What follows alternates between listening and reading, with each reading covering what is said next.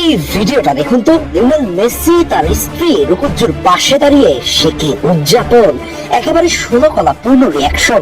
চলুন এবার আপনাকে মেসির এই রিয়াকশনের বিহাইন্ড দ্য সিনে নিয়ে যাই। লিওনেল মেসি পুত্র থিয়াগো মেসি মায়ামির এইজ লেভেলের একটা ম্যাচে আউটসাইড বক্স থেকে অসাধারণ এক কার্লিং শটে বলটা জালে জড়িয়ে দিলেন। একেবারে বাবা লিওনেল মেসির ফটোকপি বনে গেলেন, ঠিক যেমনটা মেসি ইন্টার মায়ামির মূল দলের হয়ে করেছিলেন। এবার তিনি নিজেই যখন দেখলেন তার ছেলে থিয়াগো তার সামনে এসে হুবহু তার মতো করেই গোলটা করলেন, তখন এমন উদযাপন না করে উপায় কি?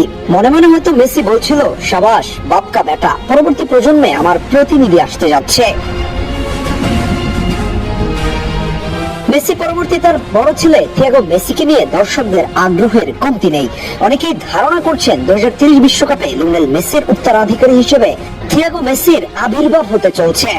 সম্প্রতি থিয়াগো মেসিকে ঘিরে বার্সেলোনার ঐতিহ্যবাহী যুব একাডেমি লা মাসিয়া নিয়ে বিভিন্ন গুঞ্জন শোনা যাচ্ছিল, যেখান থেকে উঠে এসেছে Lionel Messi, Andres Iniesta, Sergio বুস্কেটসদের মতো খেলোয়াড়রা। অনেকেই মনে করছিলেন সম্ভবত লিওনেল মেসি তাকে লা মাসিয়া পাঠাতে যাচ্ছেন, কিন্তু লিওনেল মেসিকে এ ব্যাপারে প্রশ্ন করা হলে তিনি সরাসরি না উত্তর দিয়েছেন। তার মানে এই মুহূর্তে বার্সেলোনায় যাওয়া হচ্ছে না, তবে এর পেছনে ভিন্ন কোনো কারণ নেই। বরং এই মুহূর্তে মেসি চাচ্ছেন না থিয়াগো এখনই কোথাও যাক, বরং তিনি নিজেই একজন প্রশিক্ষকের ভূমিকায় অবতীর্ণ আছেন।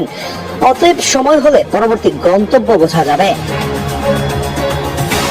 থিয়াগো মেসির প্লেইং স্টাইলের দিকে একটু গভীরভাবে তাকালে সবচেয়ে বেশি যে বিষয়টা চোখে পড়ে সেটি হলো তার টেকনিক্যাল কোয়ালিটি, বল নিয়ন্ত্রণ এবং গোলের সামনে শান্ত থাকার প্রবণতা।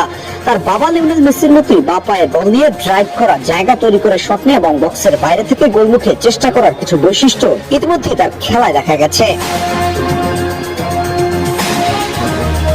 মেসির কাছ থেকে একটা ইন্টারেস্টিং তথ্য জানা যায় থিয়াগোকে নিয়ে। তিনি থিয়াগোকে একজন ভাবনাশীল মিডফিল্ডার হিসেবে বর্ণনা করেছেন। অর্থাৎ থিয়াগোকে শুধু গোল স্কোরার হিসেবে দেখলে পুরো ছবিটা ধরা হবে না, বরং মাঝমাঠ থেকে খেলা তৈরি করা, পাস দিয়ে আক্রমণে যুক্ত হওয়া এবং সুযোগ পেলে নিজেই ফিনিশ করার প্রবণতা তার খেলায় রয়েছে।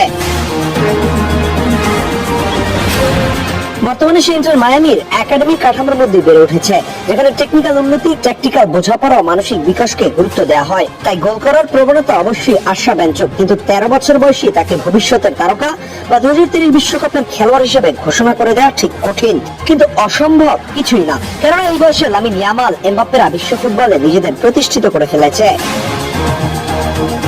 কি মনে হয় লিওনেল মেসি পুত্র থিয়াগো মেসি পারবে তো 2030 বিশ্বকাপে বিশ্বমঞ্চে আর্জেন্টিনার জার্সি তুলে ধরতে?